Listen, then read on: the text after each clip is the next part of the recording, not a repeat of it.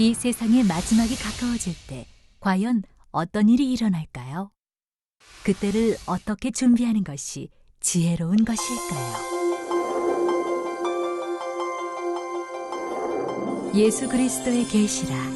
이는 하나님이 그에게 주사 반드시 속히 될 일을 그 종들에게 보이시려고 그 천사를 그 종 요한에게 보내어 지시하신 것이라.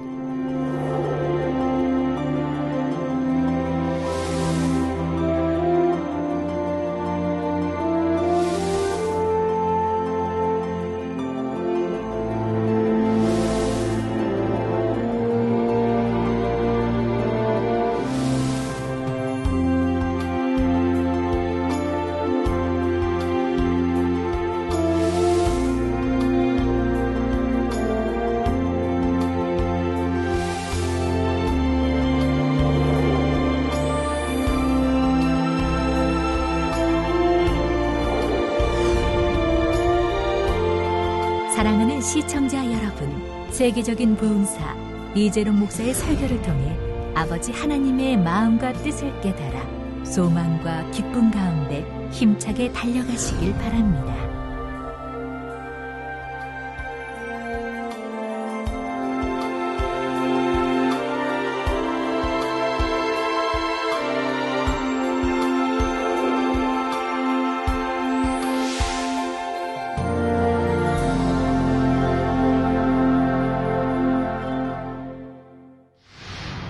은혜 받으실 말씀은 요한계시록 2장 8절에서 11절 말씀입니다.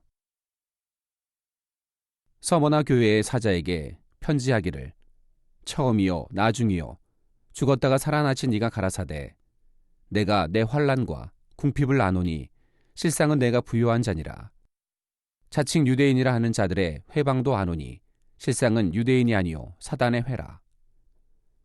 내가 장차 받을 고난을 두려워 말라. 볼지어다 마귀가 장차 너희 가운데서 몇 사람을 옥에 던져 시험을 받게 하리니 너희가 10일 동안 환난을 받으리라. 내가 죽도록 충성하라. 그리하면 내가 생명의 면류관을 내게 주리라. 귀 있는 자는 성령의 교회들에게 하시는 말씀을 들을지어다. 이기는 자는 둘째 사망의 해를 받지 아니하리라. 사랑하는 성도 여러분, 시청자 여러분, 지난 시간까지는 7교회 중에 첫 번째로 에베소 교회에 대해 살펴보았는데 오늘날 이러한 에베소 교회와 같은 교회들이 많이 있다는 사실입니다. 교회를 개척하고 어느 정도 교회를 이루기까지는 나름대로 열심을 가지고 수고하고 인내하며 하나님의 뜻대로 행하기 위해 노력하지요. 악한 자들을 용납하지 않고 성도들을 교묘히 미혹해 가는 니골라당과 같은 행위들을 미워합니다.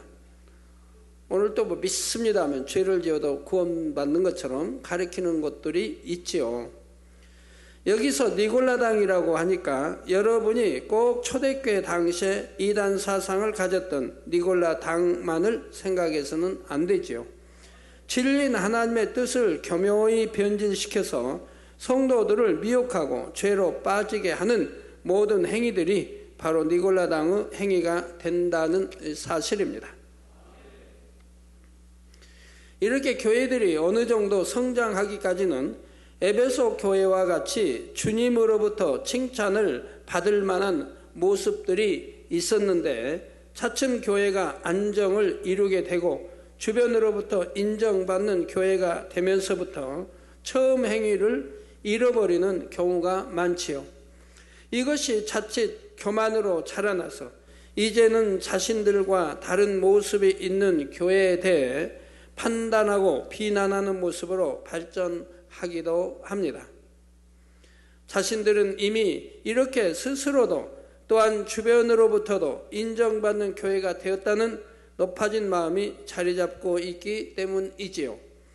그러다 보니 더 나아가 다른 교회와 주의 종에 대해 잘못되었다, 이단이다 판단하고 정죄하는 크나큰 악까지도 행하고 마는 것입니다. 오늘날 그런 교회들이 얼마나 많이 있습니까? 이렇게 참 저희 교회 부목사 그것도요, 부목사, 이게 손수건만 가지고 나가서 집회를 해도 인도에서도 초만을 이뤘고 네팔에서도 뭐 들어올 것이 없도록 그래서 밖에 있는 인원이 엄청 많았다고 하지요. 그래서 그들이 힌두교인인데도 말씀을 얼마나 잘 들었는지 누구로 인해 이렇게 치료받았습니까? 물으면 예수 그리스도로 인해 치료받았다고 답하지 않습니까? 이렇게 확실하게 창조주 하나님을 심고 예수가 우리 구세주이심을 심고 천국과 지옥과 이렇게 내세가 있고 심판이 있음을 심고 성경이 참임을 심는 이런 교회를 마치 잘못된 양 이렇게 가르쳐 나가는 분들은 과연 이렇게 성경에 있는 대로 권능을 행하고 있는 것인지 참 반문해 보고 싶어요. 그래서 이방인이라 할지라도 또한 우상을 섬기는 자일지라도 개종시켜 예수를 믿게, 예수가 우리 구세주심을 믿게 해줘야 되지 않겠습니까? 그리고 천국에 갈 수 있도록 인도해야 되지 않겠습니까?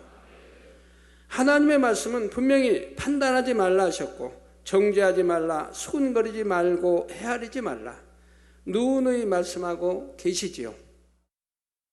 자신과 같지 않다고 해서 전부 잘못되었고 이단인 것이 아니라 모든 기준은 오직 하나님의 말씀인 성경이 되어야 합니다.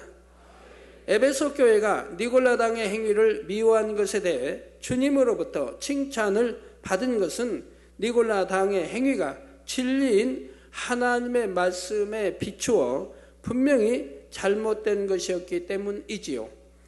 니골라당이 주장하는 내용은 영은 깨끗하고 죄가 없으며 성결된 것이다.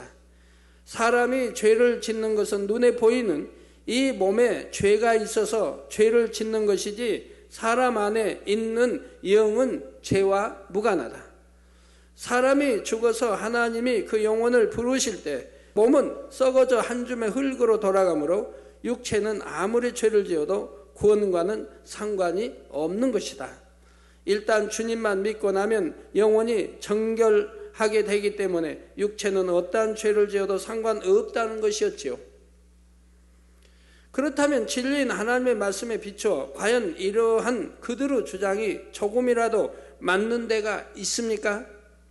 하나님의 말씀은 죄를 지어서는 결코 안 된다고 하셨고 주님을 구세주로 영접했다 해도 다시 죄를 지으면 성령이 소멸될 수도 있다 하셨으며 주님을 다시 십자가에 못 박는 죄를 짓게 되면 영원히 회개할 수조차 없음을 말씀하고 있지요. 그러니 니골라당의 주장과 행위는 하나님의 말씀을 정면으로 부정하는 명백한 이단 사상임을 알 수가 있습니다. 그런데 그러한 것이 아니라 오직 하나님의 말씀대로 살라고 가르치고 어찌하든 조금이라도 더 선하게 살며 더 성결되도록 하기 위해 눈물로 가르치는 교회, 또한 오직 성경이 참임과 예수만이 우리의 유일한 구세주가 되심과 창조주 하나님의 살아계심을 따르는 확실한 증거들과 함께 전하는 교회에 대해 잘못되었다, 이단이다 말한다면 그렇게 말하는 사람들은 하나님의 말씀이 아닌 과연 무엇을 기준으로 그렇게 말하는 것일까요? 시공을 초월한 하나님의 역사, 권능이 담긴 손수건이나 앞치마를 통한 역사, 이 밖에도 각종 희한하고 기이한 일들이 모두 성경에 기록되어 있는 것이고 우리는 그것이 분명한 참임을 무수히 증명해 나가고 있다는 사실입니다. 성경에는 영안이 열려 영의 세계를 보는 것도 나오고 하나님과 교통하는 것도 나오며 그것도 어떤 사람들이 하나님과 교통했는지를 분명히 말씀하고 있지요. 그런데도 이처럼 성경에 나와 있는 사실들이 오늘날도 일어나고 있고 체험한다고 하면 왜 비난하며 잘못되었다는 것입니까? 천사를 보았다 하면 잘못됐다 하고 베드로는 천사가 감옥문도 열어주고 이끌어 감옥 밖으로 인도하는 것도 나오지 않습니까? 사도 바울도 바로 하나님이 보낸 사자를 통해서 내일 일이 어떻게 될 걸 또 알려주지 않습니까? 스데반 집사도 영안이 열리니 하나님 보좌 우편에 우리 주님이 서 계신 것을 보지 않습니까? 구약만이 아니라 신약에도 이게 무수히 나온다 이 말입니다. 베드로도 환상을 통해 보고 그리고 앞일에 대해서 인도받는 것이 나오지 않습니까? 그렇게 비난하고 판단하시는 분들은 무엇을 근거로 하고 있는 것인가? 정녕 깨달아 보아야 할 것입니다. 그러므로 진리의 빛으로 분별하여 하나님께서 싫어하시고 미워하시는 것이라면 우리도 당연히 미워하고 멀리해야 하지만 자칫 스스로의 교만함에 눈이 가리워져서 자신의 잘못된 잣대에 비추어 하나님의 사랑받는 재단과 주의 종을 판단하고 정죄하는 일이 결코 없으시기를 바랍니다.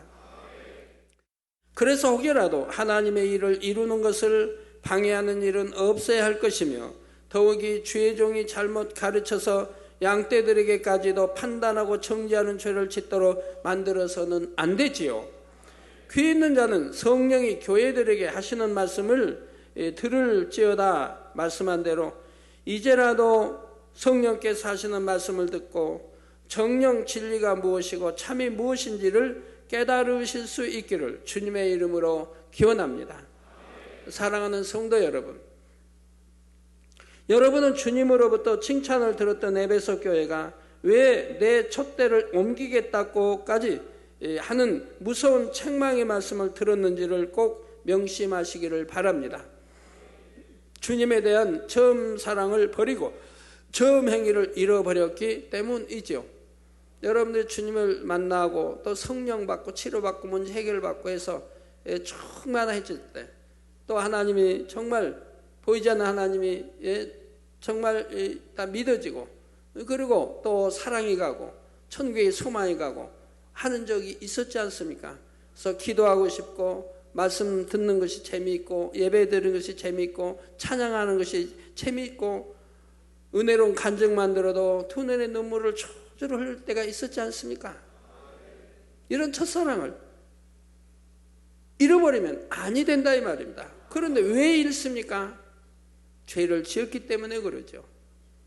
하나님 말씀대로 이제 살아가다가 은혜가 넘칠 때 충만할 때는 말씀대로 살아가다가 세상 것이 들어오고 죄를 지어가니 또 육체를 더더구나 거기다 육체를 행해갈 때 이제 마음이 공고해지며 기도의 줄이 끊기며 은혜가 떨어지며 하나님의 첫사랑을 잃어버리는 것을 보게 되지요.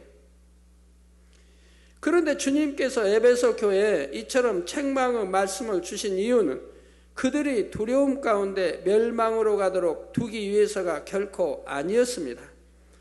지금이라도 회개하고 돌이켜서 이기는 자가 되어 하나님의 나라에 함께하기를 원하셨기 때문이지요.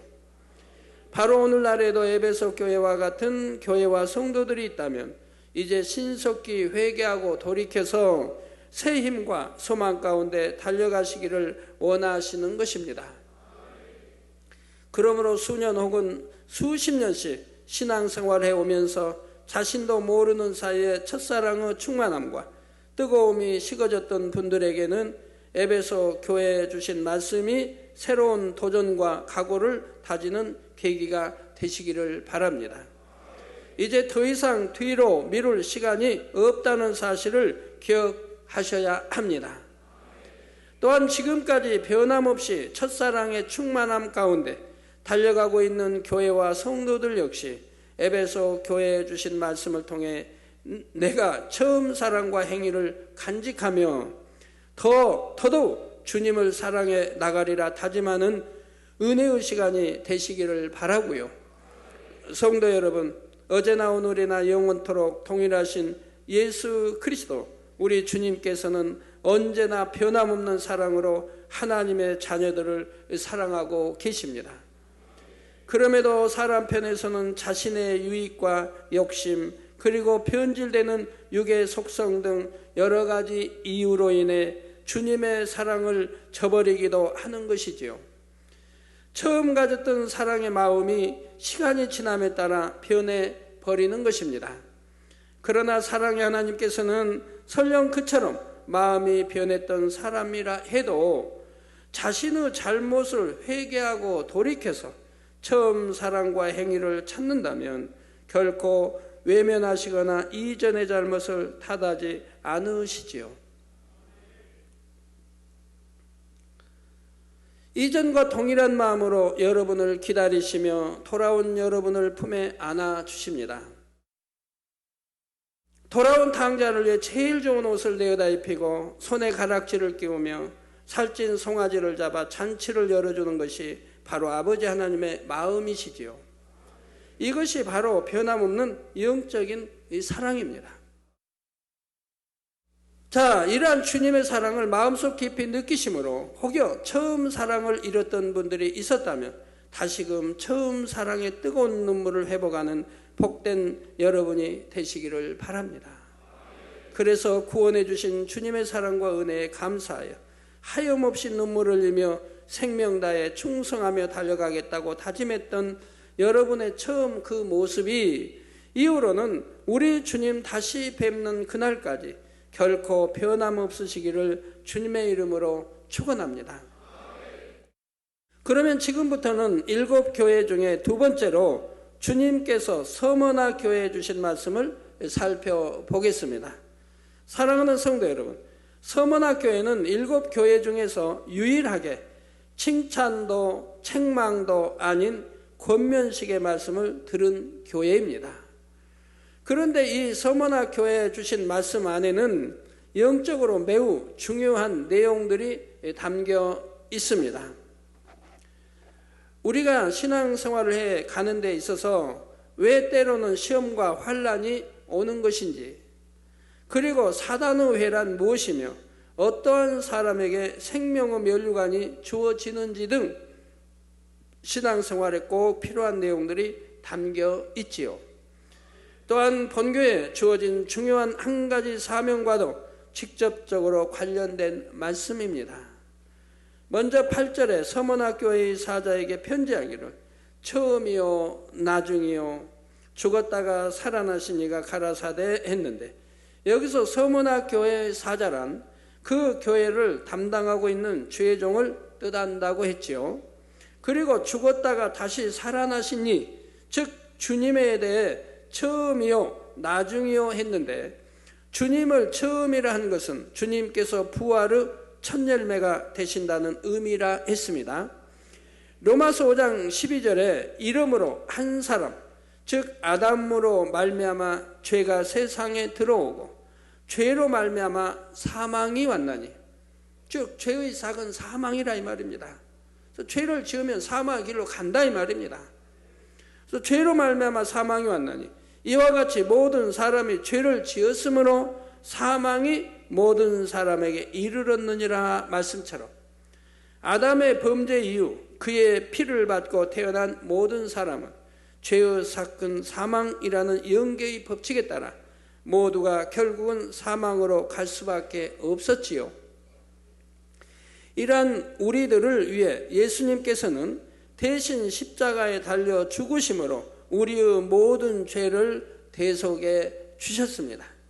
이로 인해 인류에게는 구원의 길이 열렸지요. 이에 대해 로마서 5장 18절에서 19절에 보면 그런즉 한 범죄로 많은 사람이 정죄에 이른 것 같이 의의 한 행동으로 말미암아 많은 사람이 의롭다 하심을 받아 생명에 이르렀느니라. 한 사람의 순종치 아니함으로 많은 사람이 죄인 된 것 같이 한 사람의 순종하심으로 많은 사람이 의인이 되리라 하신 것입니다. 그리고 이렇게 우리에게 구원의 길을 열어주신 주님께서는 죽은 지 사흘 만에 다시 살아나셔서 부활의 첫 열매가 되셨지요. 이를 가리켜 주님을 처음이라 말하는 것이고요. 다음으로 주님을 나중이라 하는 것은 장차 주님께서 공중 재림하시게 되면 그때 바로 인류에 대한 모든 구속 사업이 끝나게 되기 때문입니다. 이미 주님을 믿고 죽었던 사람들과 살아서 주님을 맞게 되는 사람들 모두가 주님의 공중 재림과 함께 부활의 열매로 나와지게 되는 것이지요. 물론 그 후에 이삭줍기 구원이 있기는 하지만 그것은 인간 경작을 통해 이루어지는 온전한 구원의 섭리에서는 벗어난 것이기 때문에 주님의 공중 재림과 함께 실질적인 구원의 역사는 마쳐지는 것입니다. 또 성령 시대가 끝나는 것이고요. 그러므로 주님의 공중 재림의 때가 바로 부활의 마지막 열매를 거두는 나중이 되지요. 이처럼 처음이요 나중이 되시는 주님께서는 분명히 죽으셨다가 다시 살아나셨습니다. 주님께서 죽었다가 다시 살아나셨다는 사실은 신앙생활에 있어서 너무나 중요한 부분이지요. 로마서 10장 9절에는 내가 만일 내 입으로, 여러분 각자 내 입으로 예수를 주로 시인하며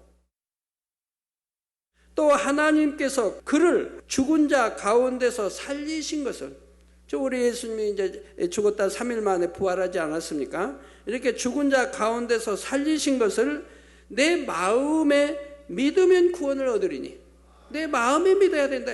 지식으로 머리로 안다 해서 구원받는 게 아니라 이 말입니다. 그러면 저 스님도 성경 읽고 알면, 지식으로 알면 구원받습니까? 아니라 이 말입니다. 그래서 하나님께서 그를 죽은 자 가운데서 살리신 것, 즉 부활, 우리 주님의 부활을 내 마음에 믿고 이 믿는 사람이 입으로 예수를 주로 시인할 때 구원받는 것이라 이 말입니다. 그냥 지식으로 알고 시인한다고 해서 구원받는 게 아니라 주님의 부활을 내 마음에 믿고 그리고 입술로 주가 우리 구세주심을 시인할 때 바로 구원에 이르는 것이라 이 말이에요. 그래서 항상 확실하게 하셔야 돼요.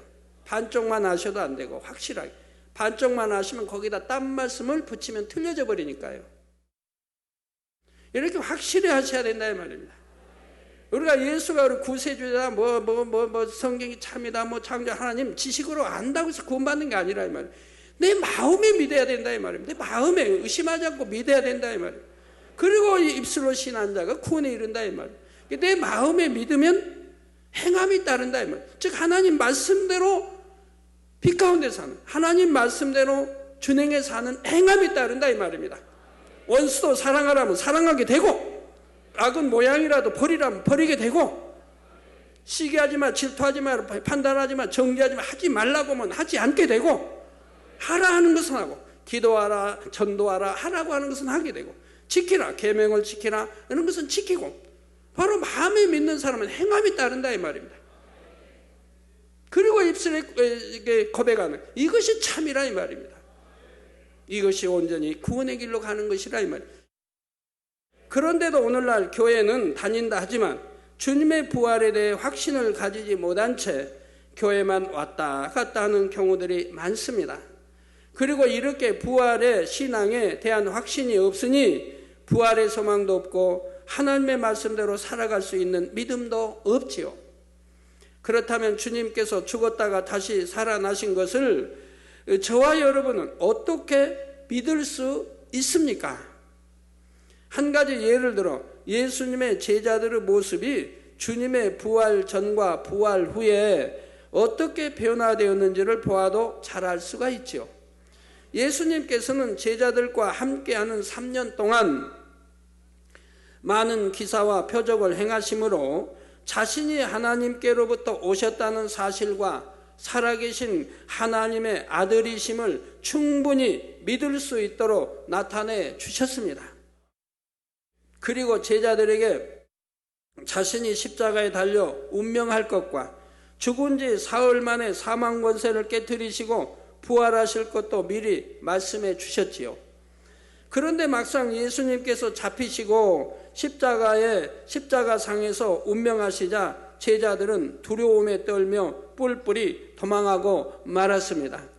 그 중에서도 예수님의 수제자였던 베드로는 예수님 앞에서 내가 주와 함께 죽을지언정 주를 부인하지 않겠나이다 고백했었음에도 불구하고 결국 예수님을 모른다고 3번이나 부인했지요. 물론 다른 제자들도 베드로처럼 죽더라도 주를 부인하지 않겠다 고백했었지만 그들도 다 예수님을 버려두고 도망쳤었고요. 여러분이 지금 생각하면 어떻게 그럴 수 있을까 할 수도 있지만 여러분도 영으로 변화되지 않는 이상은 동일한 모습이 나올 수 있다는 사실입니다. 언제 변개할지 몰라요. 언제 미혹받을지 몰라요.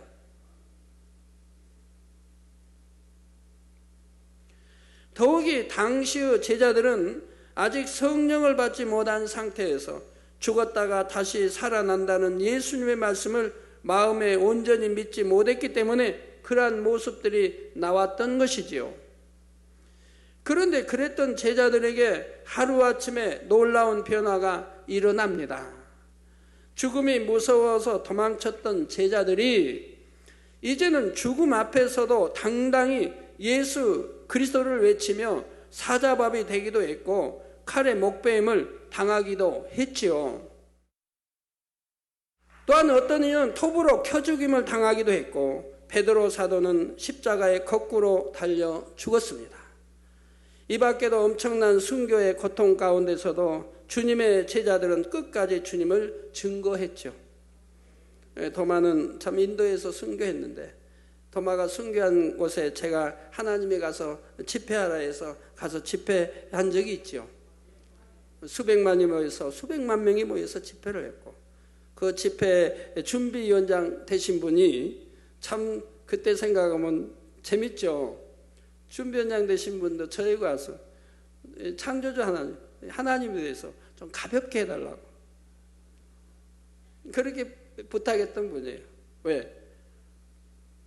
정부에서 법으로 이 기독교 집회 창조주 또 예수에 대해서 증거하면 잡아가겠다고 했으니까 강사도 잡아가고 거기 주최하는 모든 이들 잡아간다고 구속한다고 했으니까 그러니까 두렵죠. 그러니까 저에게 또 제가 공항에 막 도착했는데 또 한 분이 당회장님 기자회견 하실 때요 그 창조주 하나 이런 건 빼고 그냥 이 나라의 평화를 주러 왔다고 막 이렇게 하시라고 이렇게 또 저에게 하신 분이 있었고요. 나 그것이 어떻게 저에게 통합니까? 더 강렬하게 창조주 하나님 증거했고 예수가 우리 구세주이다. 여러분들이 믿는 종교는 헛된 것이고 잘못된 것이다. 그런 건 우상이다. 그러한 신들이 여러분을 치료해 주더냐 라고 더 강력하게 메시지를 저는 선포했던 것이죠. 그런데 그때 그 준비위원장 하셨던 분이 지금은 인도 그 두 번째 큰 수도인데 거기에 그 주에 총머리가 됐지 않습니까? 우리 기독교 계신 기독교 총머리가 됐다 이 말입니다. 그렇게 하나님이 역사를 해주셨다 이 말입니다. 그래서 이번 인도 손수건 임미경 거기는 그분 안 왔죠? 저번에 창립 예배 때 이제 다녀가시고요. 그래서 하나님이 머리로 세우신 것을 볼 수가 있습니다. 그 산하에는 이제 굉장히 수많은 총회장님들이 계시고요. 자, 이 밖에도 엄청난 순교의 고통 가운데서도 주님의 제자들은 끝까지 주님을 증거했습니다. 제자들이 이처럼 변화될 수 있었던 것은 바로 부활하신 주님을 친히 만났기 때문입니다. 죽었다가 다시 사신 주님을 자신들의 눈으로 똑똑히 보게 되자 그들의 마음에도 부활의 확신을 가지게 되었고 천국에 대한 소망이 넘치게 되었지요. 그러니 이제는 죽음의 공포에서 벗어나 주님을 위해 생명까지 바칠 수 있게 된 것입니다.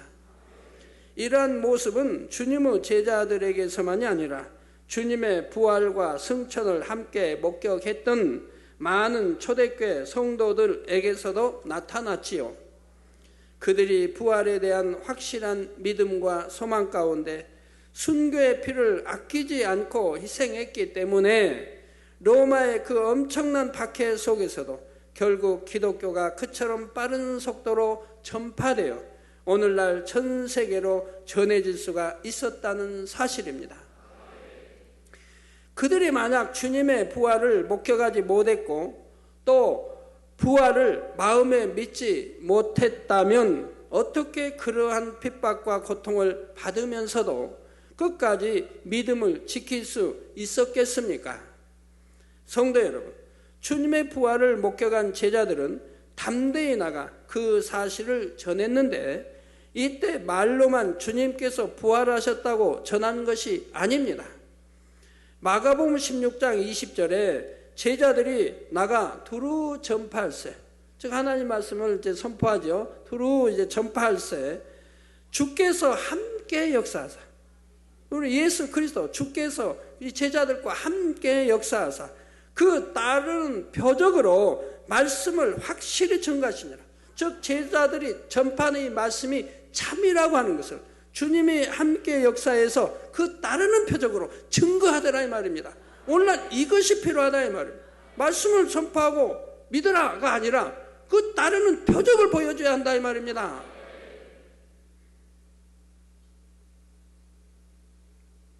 소경이 눈을 뜨고 벙어리가 말하고 귀머거리가 듣고 휠체어에서 일어나 뛰고 걷고 목발을 버리고 걷고 이런 표적들을 보여줘야 한다 이 말입니다.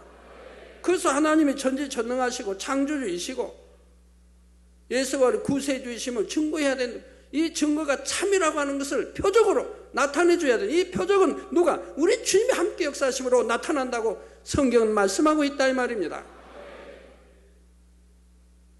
이렇게 하는 사람들, 말씀대로 이렇게 이루어지게 하는 사람들은 절대로 누구를 판단하거나 정죄하지 않습니다. 원수까지라도 사랑하라는데 내가 직접 보지 않은 이상 어떻게 판단하고 정죄하고 소문만 듣고 나무말만 듣고 할 수 있겠습니까? 그런 죄를 짓겠습니까? 할 수 없는 것입니다. 그래서 말씀을 확실히 증거하시니라 한 대로 주님의 제자들과 사도들을 통해 표적이 따랐기에 사람들은 그들의 말을 믿을 수가 있었지요. 이는 오늘날도 마찬가지입니다. 우리가 정녕 마음에 온전히 믿어지는 믿음을 가지고 주님의 부활을 증거할 때 주님께서는 따르는 표적으로 증거되는 말씀을 확증해 주시지요. 요한복음 4장 48절에 예수께서 가라사대 너희는 표적과 기사를 보지 못하면 도무지 믿지 아니하리라 말씀한 대로 사람들은 눈에 보이는 표적과 기사가 나타나야만 그것을 보고 믿음을 가지는 경우가 대부분입니다. 우리 주님은 대부분이라고 다니면서 도무지 믿지 않는다고 그랬어요. 너희는 표적과 기사를 보지 못하면 도무지 믿지 아니하리라. 그렇습니다. 이렇게 많은 기사와 표적과 권능을 보면서도 아직도 의심하고 믿지 못하는 사람들이 혹가다에 있는 거 보시지 않습니까? 그런데 여러분은 지금까지 얼마나 많은 기사와 표적과 권능의 증거들을 보셨습니까? 그렇다면 이제는 정녕 확실한 부활의 믿음과 소망 가운데 나아가는 여러분 모두가 되시기를 주님의 이름으로 부탁드립니다. 이처럼 처음이요 나중이요 죽었다가 살아나신 주님께서 서머나 교회에 말씀하시기를 9절 전반절에 내가 내 환난과 궁핍을 아노니 실상은 내가 부유한 자니라 했습니다. 그렇다면 서머나 교회는 왜 환난과 궁핍을 당했던 것일까요? 사랑하는 성도 여러분, 사실 주님을 믿기 전에는 환난과 궁핍 가운데 살았던 사람이라 할지라도 이제 주님을 영접하고 신앙생활을 해나가면 하나님의 지키심과 보호하심 속에 오히려 환난과 궁핍을 당하지 않는 것이 당연합니다. 그런데 실상은 주님을 믿는 사람들 중에도 환난과 궁핍을 당하는 경우들이 많지요.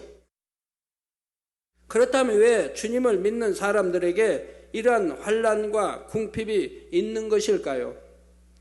먼저 환난을 당하는 데에는 크게 두 가지 경우가 있습니다. 첫째는 주님을 믿는 까닭에 주님의 이름을 인하여 받는 환난이 있고, 둘째는 주님을 믿는다 하면서 진리 즉 하나님의 말씀대로 살지 못함으로 사단의 송사를 받아 당하는 환난이 있지요. 그런데 믿는 사람들 중에도 이 두 가지를 혼돈하는 경우가 많습니다. 특히 자신이 하나님의 말씀 안에 살지 못하여 환난을 받고 있으면서도 자신이 주님으로 인하여 환난을 당한다 말하죠. 또는 지혜롭지 못해서 좀 더 선의 지혜를 받지 못해서 굳이 받지 않아도 되는 환난이나 핍박을 당하는 경우들도 있습니다. 그러면서도 본인은 주를 위해 받는 핍박이라 생각하기 때문에 자신을 돌아볼 생각을 하지 못하는 것이지요.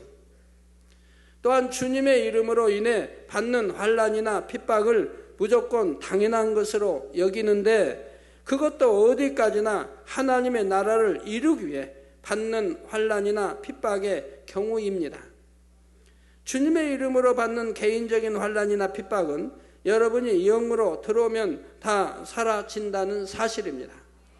남편의 핍박, 아내의 핍박, 가족의 핍박 이런 것들이 떠나게 된다는 말이지요. 이러한 경우들에 대해 정확히 깨닫고 분별할 수 있으시기를 바랍니다.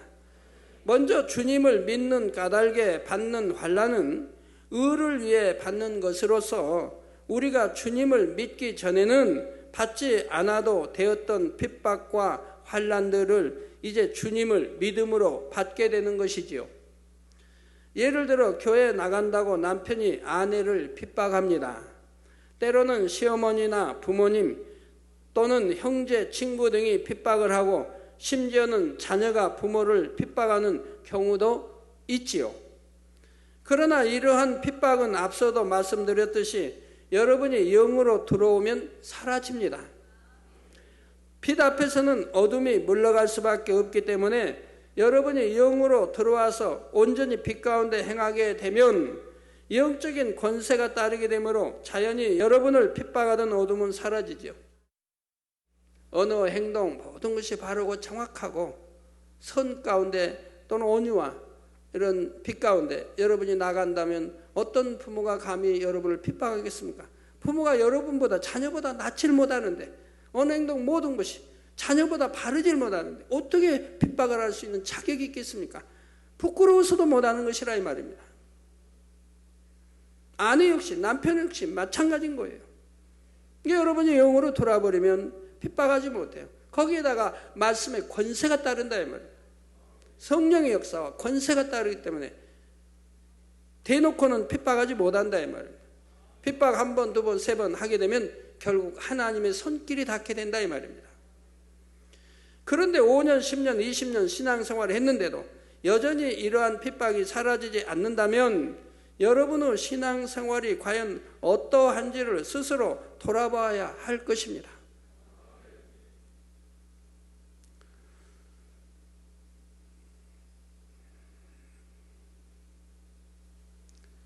여러분들 참 많은 분들이 자녀들로 인해서 이렇게 기도해달라고 오신 분 참 많습니다.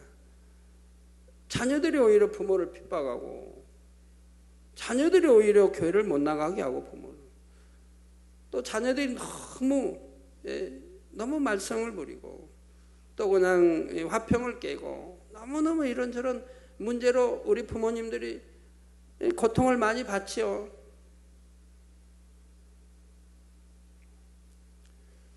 그러면 그렇다 할지라도 지금이라도 여러분들이 빨리 영으로 들어오시면 그런 어둠이 다 사라지는 것이라 이 말입니다. 어둠이 다 사라질 수밖에 없는 거예요. 그리고 이 빛으로 인해 그 자녀들의 어둠이 벗겨지면서 오히려 자녀들이 변화가 되고 남편이 변화가 되고 부모님이 변화가 되게 되는 거예요.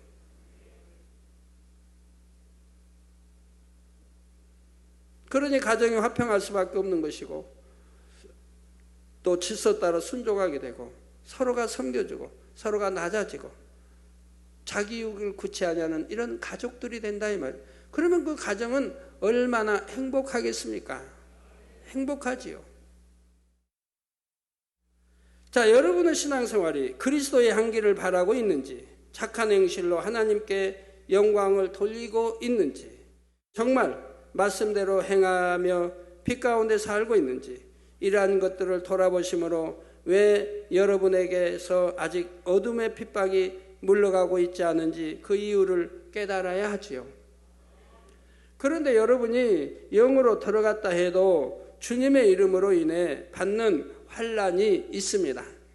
바로 하나님의 나라를 이루며 영원 구원을 하기 위해 받는 환난이지요.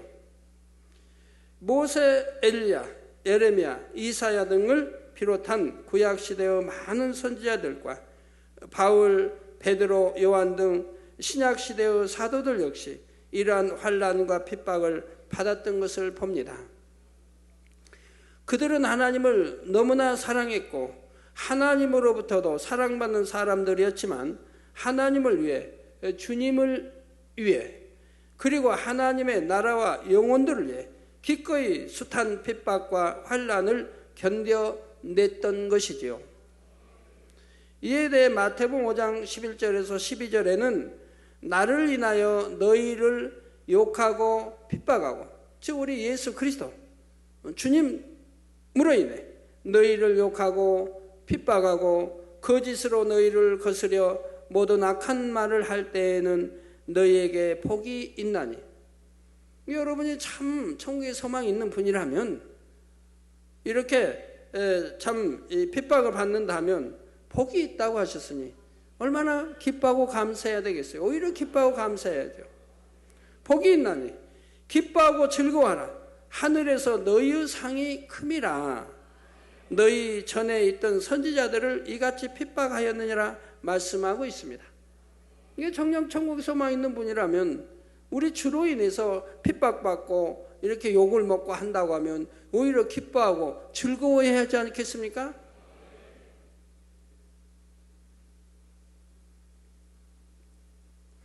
그러므로 이러한 말씀을 정녕 마음에서 믿는다면 설령 당시에는 참기 힘든 핍박과 환난이 있다 해도 이를 통해 하늘나라의 상급이 크다는 것을 믿고 기뻐하며 즐거워할 수가 있지요. 그렇다면 여러분은 주님의 이름으로 이런 저런 환난이나 핍박을 당할 때 어떤 마음이셨습니까? 기뻐하고 즐거워하셨다면 감사하시기 바라고, 혹여 그렇지 못하여 힘들어하고 입술에 불평과 원망이 있었다면 이 시간 그 모든 것을 철저히 회개하시고 이후로는 마음 중심에서 기뻐하고 즐거워하며 감사할 수 있는 여러분이 되시기를 바랍니다. 그럴 때만이 여러분이 받았던 환난과 핍박에 대해 아버지 하나님께서 하늘나라의 큰 상급과 이 땅에서 축복으로도 갚아주신다는 사실입니다. 주님의 이름으로 인해 받는 환난에 대해서는 다음 시간에 계속해서 살펴보도록 하겠습니다. 사랑하는 성도 여러분, 여러분이 진정 주님 까닭에 환난을 당한다고 하면 여러분은 분명 참된 영적인 믿음이 있는 분이고 이 땅이 아닌 하늘나라에 소망을 두고 살아가는 사람입니다. 잠시 잠깐 살다가 안개와 같이 사라지는 이 땅의 삶이 목적이 아니라 영원한 천국의 삶을 향해 가는 것이지요. 그런데 우리가 이 땅에서도 어떤 목표를 이루려면 많은 인내와 수고를 해야 합니다. 예를 들어 대학이나 직장에 들어가기 위해서도 얼마나 많은 노력을 합니까? 그렇지만 그러한 수고와 인내를 하는 것은 결국 그 이후 주어지는 대가를 바라보기 때문일 것입니다. 이처럼 세상에서 어떤 것 하나를 얻기 위해서도 이처럼 수고와 인내가 필요한데 하물며 이 땅의 그 무엇과도 비교할 수 없는 하늘나라의 영원한 상급을 바라본다면 당연히 어떠한 상황에서도 기뻐하고 즐거워할 수가 있어야 하지 않겠는지요. 이것이 참 믿음 있는 사람이라 이 말입니다. 참 믿음 있는 사람, 참으로 믿는다면 그렇게 행해진다 이 말입니다. 환난이나 핍박이 올수록 오히려 더 열심을 내어 달려가야 하지 않겠습니까? 뒤로 빼고 좌절하고 주저앉고 힘들어하고 괴로워하고 후회하고 그러는 것이 아니라 이 말입니다. 바로 우리 믿음의 선지들도 이와 같은 믿음과 소망이 있었기에 말할 수 없는 고통을 받으면서도 기쁨과 감사함으로 좁은 길을 갔던 것입니다. 사도 바울은 고린도전서 4장 11절에서 13절에 바로 이 시간까지 우리가 줄이고 목마르며 헐벗고 매맞으며 정처가 없고, 여러분 누가 이 사도 바울처럼 이런 고난을 받는 분이 있습니까? 줄이고, 예수 우리 주님 까닭에 줄이고 목마르며, 여러분 주님 까닭에 줄이고 목마르며 헐벗고 매맞으며 정처가 없고, 헐벗고 매맞으며, 우리 주님 까닭에 매맞는 사람 있습니까? 매맞으며 정처가 없고, 또 수고하여 친히 손으로 일을 하며 후욕을 당한지, 친히 손으로 일하면서 복음을 전했다 이 말입니다. 그때는 이제 양떼가 없을 때이니까, 공급자가 없으니까 친히 이제 일하면서 복음을 전했죠. 일을 하며 후욕을 당한즉 축복하고, 핍박을 당한즉 참고, 이렇게 후욕을 당해도 축복해 줬고, 핍박을 당하도 참고, 비방을 당한즉 권면하니 우리가 지금까지 세상의 더러운 것과 만물의 찌개같이 되었도다. 이렇게 핍박하고 이렇게 하는 그들이 볼 때 얼마나 세상의 더러운 것 만물의 찌개같이 그들이 되었습니까? 그래도 기뻐하고 그래도 감사했다 이 말입니다. 이렇게 고백할 정도로 주님 까닭에 받는 핍박과 환난이 컸지요. 그러므로 저와 여러분은 로마서 5장 3절에서 4절에 다만 이뿐 아니라 우리가 환난 중에도 즐거워하나니 이는 환난은 인내를, 환난을 통해서 잘 받으면 인내가 오고, 인내는 연단을, 인내해야 연단도 잘 받죠. 그리 못하면 입술에 불평하고 불만하면 그 연단이 무슨 소용이 있습니까? 인내는 연단은 소망을 이루는 줄 알미로다 말씀한 대로 연단을 통해서 결국은 천금같이 나오고 영으로 들어오고 세상에 들어갈 수 있는 신부단장하게 되고 성결되고 다 이렇게 되어지죠. 그래서 좋은 천국에 갈 수 있게 되고, 그래서 연단은 소망을 이루는 줄 알미로다 말씀한 대로 주의 이름으로 인해 받는 어떠한 환난 중에도 오직 소망을 이룰 줄 아는 복 있는 사람이 되어야 할 것입니다. 그래서 주님께서 우리를 데리러 다시 오시는 그날에 모두가 부활의 첫 열매이신 주님을 따라 아름다운 부활의 열매로 나와 짐으로 영원한 천국에서 주시는 참된 행복과 평안의 기쁨을 세세토록 누리는 여러분 모두가 되시기를 주님의 이름으로 축원합니다. 말씀 상고하시면서 통성으로 다 같이 기도하시겠습니다. 할렐루야. 주님 은혜와 사랑에 감사를 드립니다. 아버지, 오늘도 들은 말씀이 믿음이 되고 생명이 되게 축복해 주시기를 원합니다. 아버지요, 참으로 믿음 있는 성도들, 생명 있는 성도들이 되게 축복해 주시기를 원합니다. 아버지요, 감사합니다. 아버지, 감사합니다. 정령이 하나님이 아버지 보시기에 합당한 아들, 딸들로 축복해 주시기를 원합니다. 우리 주 예수 그리스도 이름으로 기도합니다. 아멘.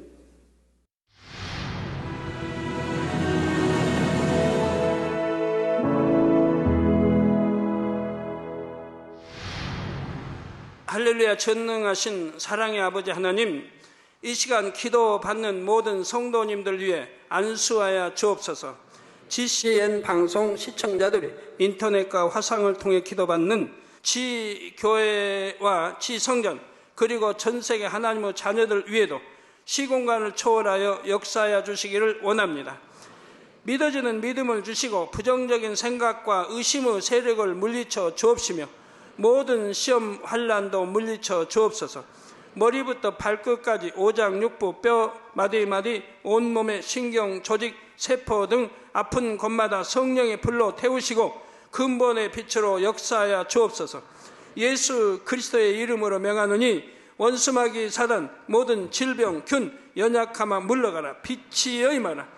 모든 불치 난치병도 성령의 불로 태워 깨끗하게 역사하여 주옵소서. 말라리아를 비롯한 모든 풍토병도 물리쳐 주옵소서.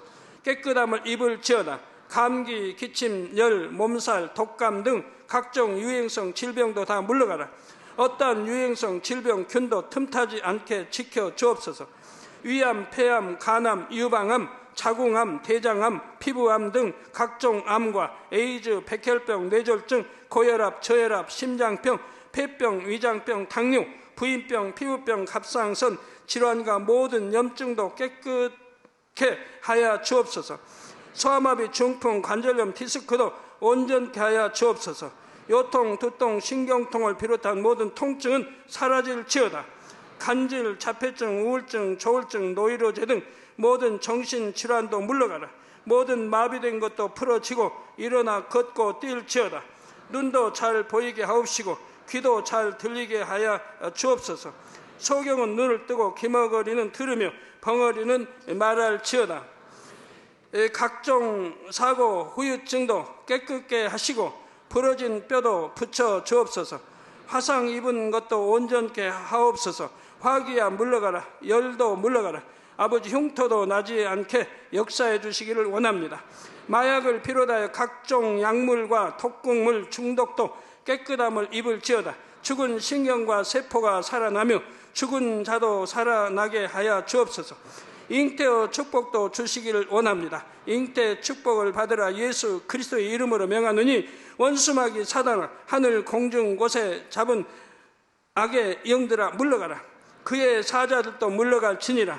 이 땅의 악한 영, 더러운 영, 거짓되고 간사한 영, 이간질하고 미혹하는 모든 어둠들은 물러가라. 모든 흉악의 결박을 풀고 어둠아 물러가라. 빛이여 임하라. 아버지 하나님, 부르짖어 기도할 수 있는 능력을 주시고 죄를 버리고 성결될 수 있는 능력을 주옵소서. 영혼이 잘됨같이 범사에 잘되게 하시고 가정의 복음화도 이루어 주시기를 원합니다. 한 주간도 모든 사고와 재앙으로부터 지켜주시고 불통이 없는 형통한 삶을 살 수 있도록 축복해 주옵소서. 성령의 불담으로 천군 천사와 주님의 불꽃 같은 눈동자로 모든 하나님의 자녀들과 가정, 일터, 사업터를 지켜주시기를 원합니다. 학생들에게 지와 명철을 더하시고 공부도 할 수 있는 뜨거운 마음과 열정도 더하여 주옵소서. 마음과 생각을 세상에 빼앗기지 않도록 지키시고 하나님을 뜨겁게 사랑하는 학생들로 축복하여 주옵소서. 하나님의 자녀들이 먹으나 마시나 입으나 무엇을 하든지 하나님 앞에 영광 돌리는 삶이 되게 축복하여 주시기를 원합니다. 나는 하나님을 만났노라, 체험했노라, 응답 받았노라, 축복 받았노라, 간증하는 입술이 되게 역사하여 주옵소서. 아버지 하나님 감사합니다. 홀로 영광 받으옵소서. 우리 주 예수 그리스도의 이름으로 기도하옵나이다. 아멘.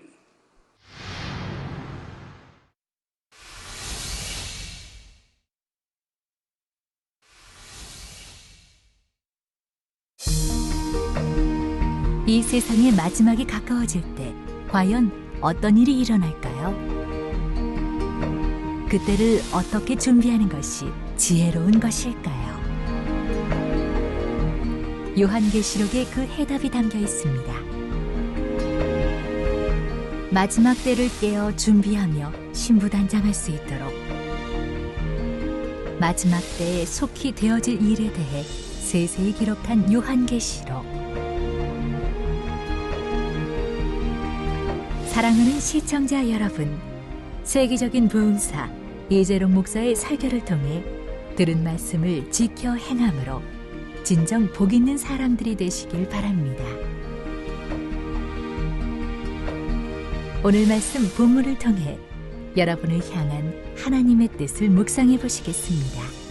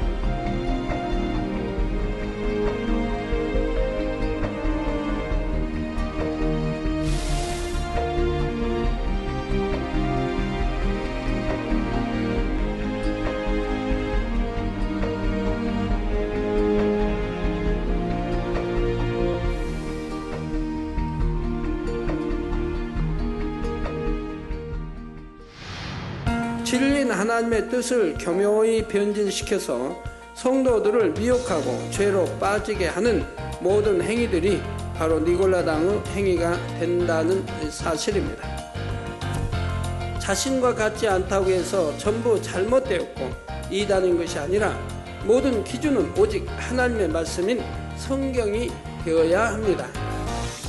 주님으로부터 칭찬을 들었던 에베소 교회가 왜 내 촛대를 옮기겠다고까지 하는 무서운 책망의 말씀을 들었는지를 꼭 명심하시기를 바랍니다. 주님에 대한 처음 사랑을 버리고 처음 행위를 잃어버렸기 때문이죠. 이 밖에도 엄청난 순교의 고통 가운데서도 주님의 제자들은 끝까지 주님을 증거했습니다. 제자들이 이처럼 변화될 수 있었던 것은 바로 부활하신 주님을 친히 만났기 때문입니다. 이러한 모습은 주님의 제자들에게서만이 아니라 주님의 부활과 승천을 함께 목격했던 많은 초대교회 성도들에게서도 나타났지요. 그렇다면 왜 주님을 믿는 사람들에게 이러한 환난과 궁핍이 있는 것일까요? 첫째는 주님을 믿는 까닭에 주님의 이름을 인하여 받는 환난이 있고, 둘째는 주님을 믿는다 하면서 진리 즉 하나님의 말씀대로 살지 못함으로 사단의 송사를 받아 당하는 환난이 있지요. 여러분이 진정 주님 까닭에 환난을 당한다고 하면 여러분은 분명 참된 영적인 믿음이 있는 분이고 이 땅이 아닌 하늘나라에 소망을 두고 살아가는 사람입니다.